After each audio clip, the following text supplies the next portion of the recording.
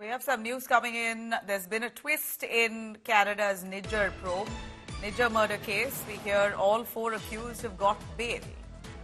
Blow to the ongoing Trudeau government in Canada. Canada has blamed India for the Khalistani terrorist Nijjar's murder. And in that same case, now 4 accused have received bail. This is clearly a twist, and several questions being asked of why Nijjar's accused, his killing accused, all have been granted bail, all 4 of the accused. Let me bring in Daniel Broadman, Canadian journalist, joining us for more on that. Daniel, would you know the reasons to why all 4 accused in Nijjar's murder have got bail? On what grounds? And what does this say of the Trudeau regime? Well, I mean, they got bail because it's Canada, and we don't believe in arresting people and keeping them in jail. The only person the Liberal government has kept in jail and not let out on bail was Tamara Litch, one of the truckers from the Freedom Convoy. She was a Métis woman and a grandmother. She was accused of conspiracy to commit mischief. Essentially, the crime was accused of second-degree honking, encouraging people to honk at the government. She was the only one that we kept strictly in jail with no chance of letting out. But everyone else, rapists, murderers, arsonists, thieves, robbers, car thieves, all of them are let out of jail, let out in bail, because we are sort of, a woke utopia in a lot of ways. And the Trudeau government truly believes in the principles of social justice, equity, and diversity. And one of those principles is that enforcement of crime creates racism, and racism is what creates crime. So by stopping to enforce laws on people and loosening criminal restrictions on everyone, then we actually decrease the racism, and therefore will decrease the crime by not enforcing the crime. This is the theory. It fails. It's nonsense, and it's created a crime wave in a relatively peaceful country. But this is sort of par for the course. Now, this is the most insane example of this, because allegedly these are the 4 most dangerous men in the entire country. And I think all sides even agree, Canada, India, Canadians. The only thing is, are these guys hardened gangster murderers who killed Nijjar in a Khalistani gang war, or are these foreign assassins who killed Nijjar? That's sort of the question here. Either way, these are not the people you let out on bail. We should be having them in the system until we determine whether they're guilty or innocent, because there's criminal and violent gang allegations to this too. So it's another example, and probably the most stark and ridiculous example of just how ridiculous the Trudeau government is on all these different things. Even these high-profile murderers or alleged murderers who are sort of like at the nexus of this grand global conspiracy that most likely was invented by Panoon in a fever dream. But still, this is what caused a diplomatic rift between 2 allied nations, seemingly out of nowhere. And yet these people are out on bail. And, there's 2 explanations here. A, which is the one I just gave, that Canada's just a silly, ridiculous, woke country that can't enforce its own laws, that treats murder like it's, a no big deal.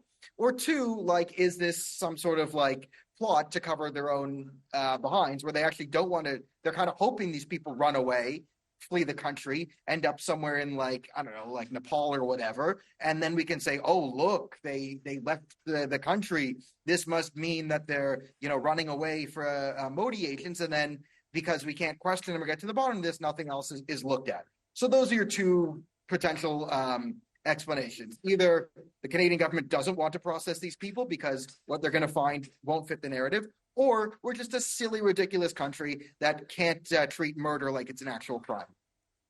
All right, Daniel, do stay with us. I'm also going to bring in Gaurav Sawant for more on that. Gaurav, the allegations that Trudeau had leveled against the Indian government for orchestrating the murder of Nijjar, at this point, he himself steps down, but we hear the judicial process continues with 4 of them accused in the Nijjar murder case getting bail. The next hearing is set to be on the 11th of February. Give us a little more on how far this probe has intensified, and we hear there's been a change of stance in investigation with regards to this case. So, as Daniel Boardman very correctly pointed out, this is hugely embarrassing for Canada. But as far as progress in investigations is concerned, we are waiting. India as a nation and journalists across the world who've been covering the story, we are waiting to see details of progress in this investigation that's been carried out by the government. We were told, and Daniel can enlighten us further. We were told that the Royal Canadian Mounted Police, they're independent, they're professional, they're very good.